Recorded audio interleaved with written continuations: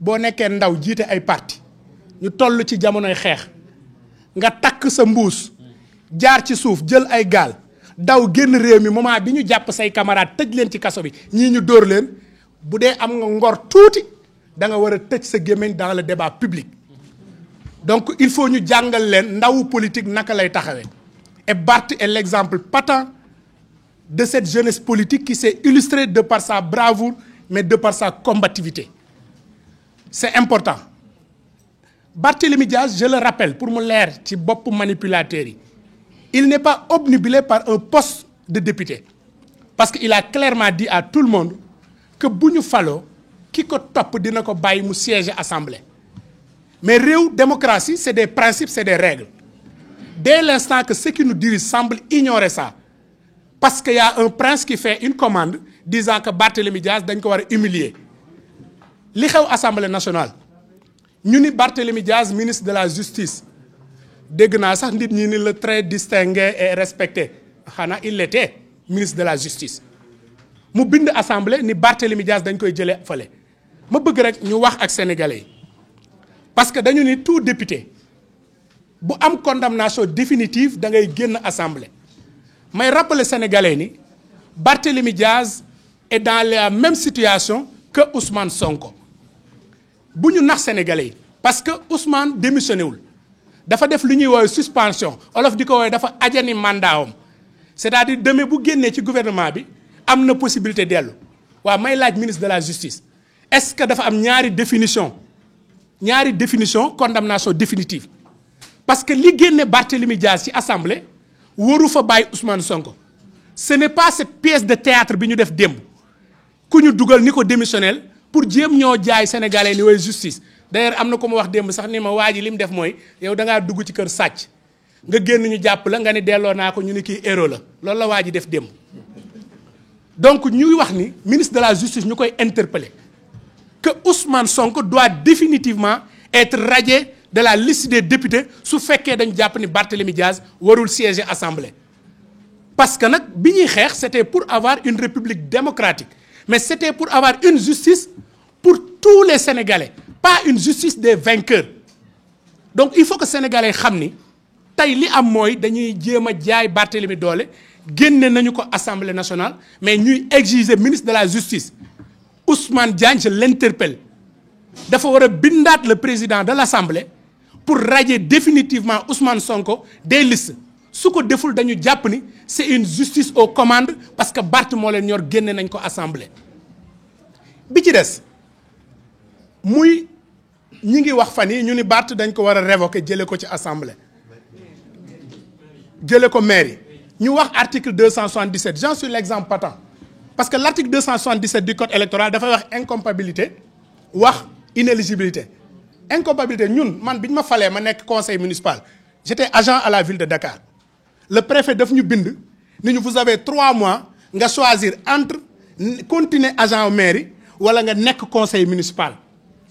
parce que incompatibilité mu am mënuma nekk agent nekk élu ñu bind ni ko suspendral suñu fonction d'agent pour ñu exercer la mission que les Dakarois nous ont confiée mooy beneen bi ñu ni inéligibilité maanaam Barth aujourd'hui mënul siéger ti parce que code électoral wala seen liste yi dara reconnaître ko may laaj bi ñuy dem élection dafa am ku bind conseil constitutionnel ni ko Barthélémy Dias warul nekk candidat parce que il est inéligible conseil ba mu koy tontu ni ko le ministre de l'intérieur à travers ses services moo waroon a constater ni Barth il est inéligible daal di may saisir waaw le ministre de l'intérieur xanaa Ousmane Diagne li mu yëg tey le ministre de l'intérieur du Sénégal xamuloon ni Barth est inéligible pourquoi à l'époque il n'a pas saisi l'autorité pour lui dire que Barth est inéligible pour ñu retirer ko pourtant le ministre de l'intérieur ne l'a pas fait wala boog dans ce gouvernement kenn ku ne da ngay def au grain ni nga ko sentir donc ça c'est la première interrogation conseil constitutionnel bàyyi na ko mu jàll le ministère de l'intérieur n'a pas daigné écrire pour constater l'inéligibilité de Barthélémy Dias la deuxième question interrogation qu'il faut se poser quelle est la valeur du suffrage universel je rappelle que dañu def benn meeting Yewwi Askan Wi place de la nation je le cite nommément Ousmane Sonko mu ni Macky Sall moo bëgg a nangu mandat Barth mu teg ci ni waa Dakar dañu leen ni Barth c'est un assassin waa Dakar fal assassin bi def ko maire mu ni volonté populaire Dakar boobu moo ëpp xalaat bi Macky Sall wax jëlee ko fi waaw ma koy rappeler ni Barthélémy Diaz moom mu jiiñoon assassin le peuple sénégalais en âme et conscience xamoon na ni condamné nañ ko ci Ndiaga Diouf mais teewul ñu fal ko député. Quelle est la valeur du suffrage universel? Parce que la justice est censée être rendue au nom du peuple mais ce même peuple a voté en faisant de Barthélémy Diaz député, en faisant de Barthélémy Diaz maire de Dakar. Donc il faudrait qu'on apprenne à respecter les Sénégalais. Et bu ñu ñëwaatee sama naataango mi ngi koy wax maire pour nga révoquer ko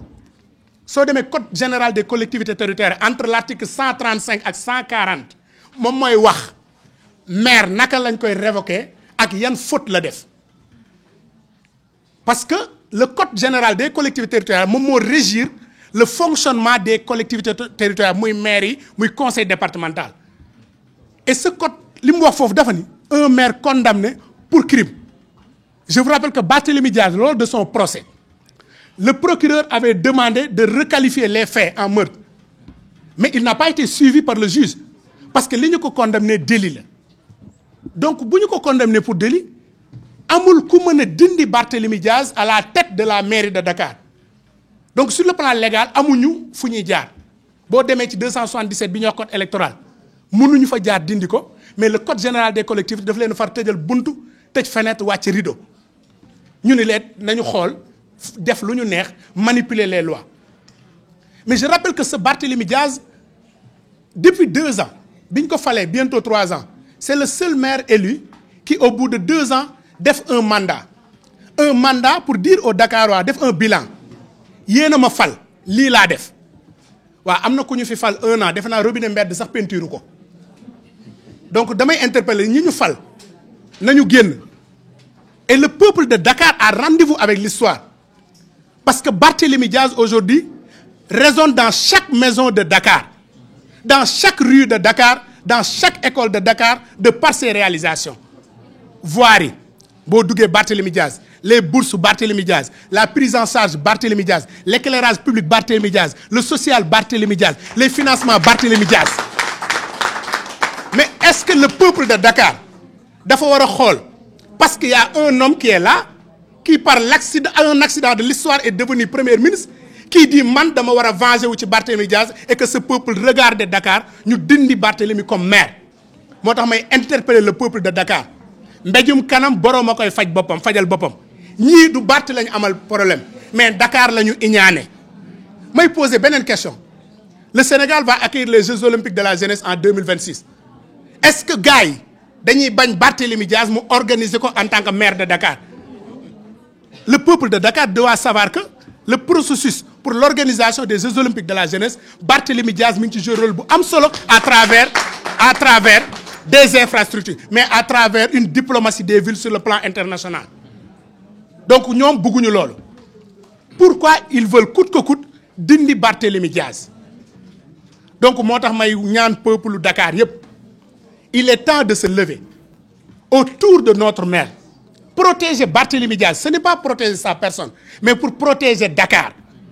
parce que nag bu ñu seetloo nguur yi fi mujj c'est comme si Dakar dérange et l'histoire est en train de se répéter parce que quand Khalifa Sall avait pris Dakar avec des réalisations extraordinaires on l'avait bloqué tey y a Barthélémy qui est en train de travailler pour Dakar ñu dindi ko à la limite je me pose la question est-ce que c'est pas Dakar qui dérange les dirigeants de ce pays donc moo waral ñu war a jóg nekk benn moo tax ñun en tout cas boo jëlee ci affaire Ndiaga Diouf tey nee nañ convoqué nañ ko te on entend partout ñu ni peut-être ils veulent exécuter la contrainte par corps Barth sur des questions de principe il dit que moom il n'est pas prêt à payer mais nous ses camarades jeunes et femmes élus de Dakar s'il s'agit que de mobiliser les 25 millions nous allons lancer cette candidature mobiliser l'argent yóbbu ko parce que sunu maire kenn du ko laal il est en train de travailler pour Dakar donc nous sommes prêts à le faire beneen bi incha allah ñuy lancer appel à tout le peuple de Dakar à partir de la semaine prochaine nous allons appeler à une grande mobilisation de soutien à notre maire Barthélémy Diaz parce que képp ku bëgg a jaar ci moom il faudra nga jaar suñu kaw li fi amoon ba ñu stoppé Khalifa yàq projet wu Dakar yi nous ne sommes plus prêts à accepter cela moo waral incha allah on demande à toute la population de Dakar, j'interpelle les organismes de défense des droits de l'homme, j'interpelle l'opinion nationale et internationale. Nous avons au Sénégal un régime qui est dictatorial, un régime qui au bout de 10 mois est en train de museler toutes les forces politiques contradictoires, un régime qui ne souhaite pas avoir d'opposants, mais un régime qui est en train d'instrumentaliser la justice pour arrêter des opposants. Il est temps que l'opinion internationale regarde ce qui se passe au Sénégal parce que nous sommes en train de faire des marches arrière. C'est comme si nous xeex pour faire le régime pour la démocratie, mais chaque fois nous reculons waat nekk ginnaaw. Loolu moo waral ñuy xalaat sunu camarades yi nga xam ne ñoo nekk Ndar di 83 juróom-ñett fukk ak ñett di ñaanal Bassirou Diop mi nga xam ni dafa génn àdduna suuf oyof ci kawam di interpeller le procureur de la République pour qu'une enquête libre et démocratique ñu ubbi ko ñu xam yan conditions la Bassirou génn àdduna mais di interpeller waat aussi les juges pour que nos camarades soient libérés parce que ñi ngi leen fa téye depuis campagne électorale ba